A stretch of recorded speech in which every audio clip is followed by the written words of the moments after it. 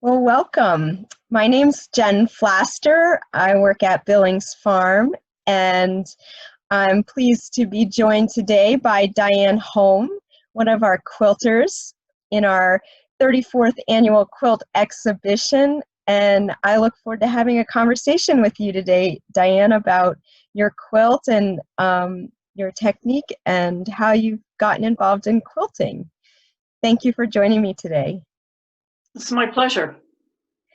So let me ask you first, how did you get involved in quilting?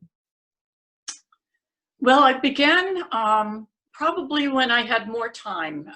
As the children went off to school, college, I was working, but I did have the time to devote to learning the basics of quilting. I had learned to sew as a child, so that was not a mystery. I had a machine, and I grew up in Amish country, and I've always loved their quilts, their patterns, their use of solid colors, and so I bought a small book about creating a beginner's book on creating small quilts, and I used that as a sort of kindergarten, and that took probably almost a year to go through the book. And I learned a lot about colors and putting things together. And then I took a course. I'm much better taking a course after I kind of messed around and tried to figure out what it is I don't know, so that when the class is there, it's like, aha, that's the way you do that.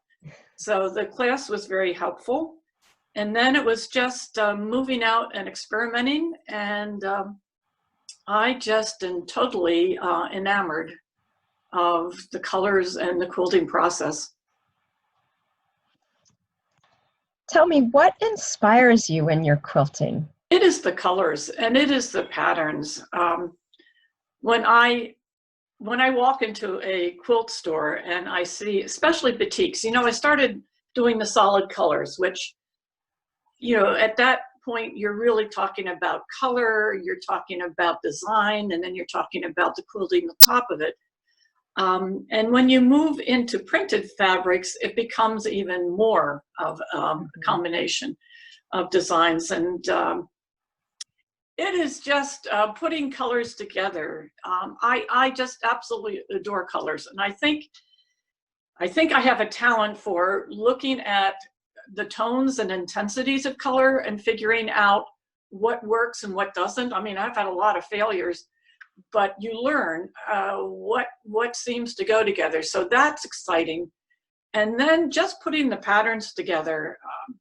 But when I saw the pattern for the quilt I made, I bought it, and I probably thought about it for a year.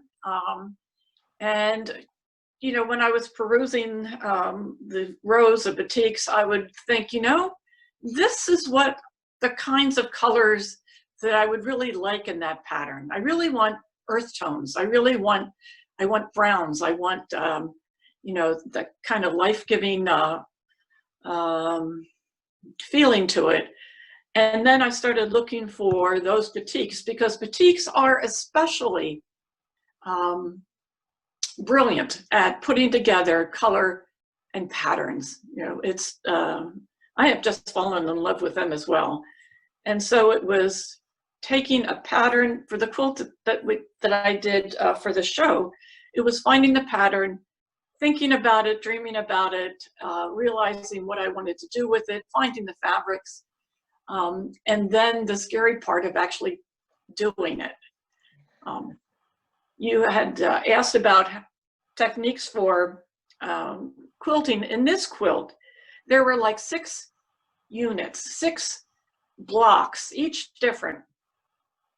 And and I'm still a novice at this, but what I needed to do was to take each block, sew it, see what it looks like, see how it comes together. And I didn't cut all the fabric beforehand. I cut enough to do several blocks, several units, so that I got a feel for how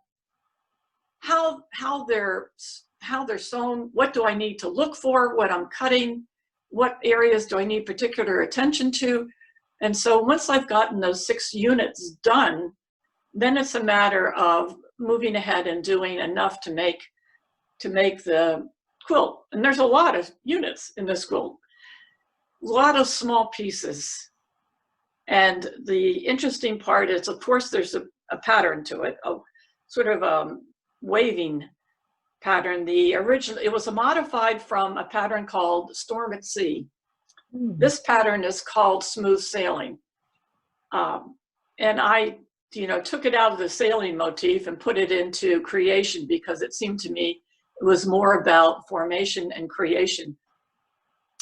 But when I got all the units sewn and put them in strips and put the strips together, I put a small corner, actually I put a small corner of the quilt on the floor before I sewed it together because I was trying to see the pattern. I was really worried that there wasn't going to be a pattern. You're using light fabrics, dark fabrics, and it's all supposed to work out, but I had my doubts. So I got this corner in the carpet. I took a picture of it. I went into our quilting group at church and I said, does anybody see a pattern in this? Because I did. Is this going to be a real bust or what? So they kind of looked at it and they said, no, I can see a pattern. It was like, oh, good. So with that faith in my friend's comments, I went and finished it and put it together, of course. And yes, the pattern does emerge, but it Absolutely. took all the pieces before I could actually see it. And that's oftentimes the way I think quilters would agree. It's not till it's done do you know what you've got. And I think as quilts go, it's a quiet quilt. It does not call out for attention. It does not pop, as we sometimes say with colors.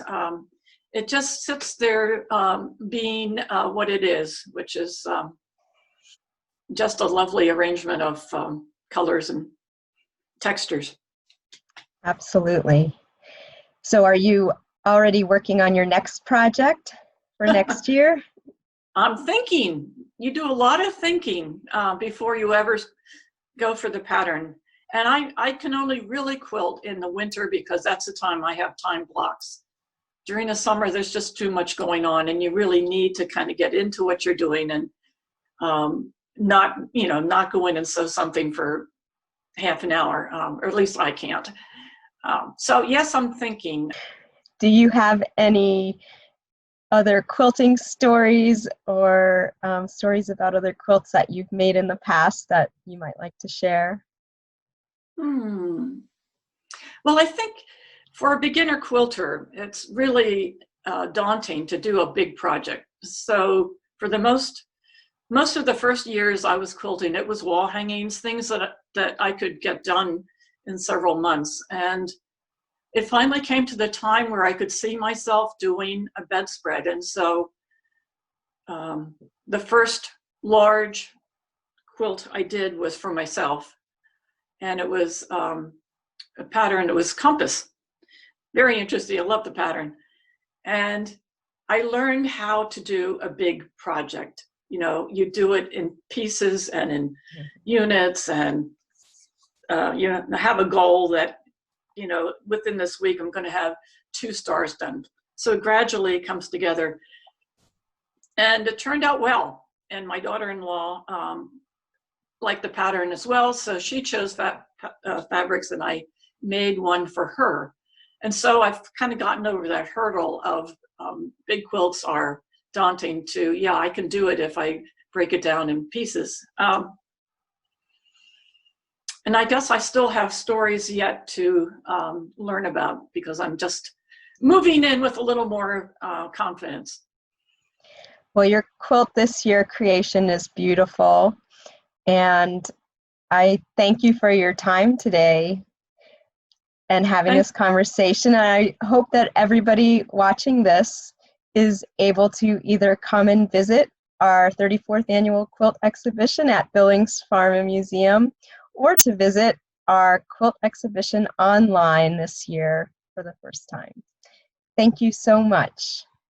You're welcome, and I truly hope everyone can do it either virtually or in person. There's some beautiful quilts and a lot of good stories.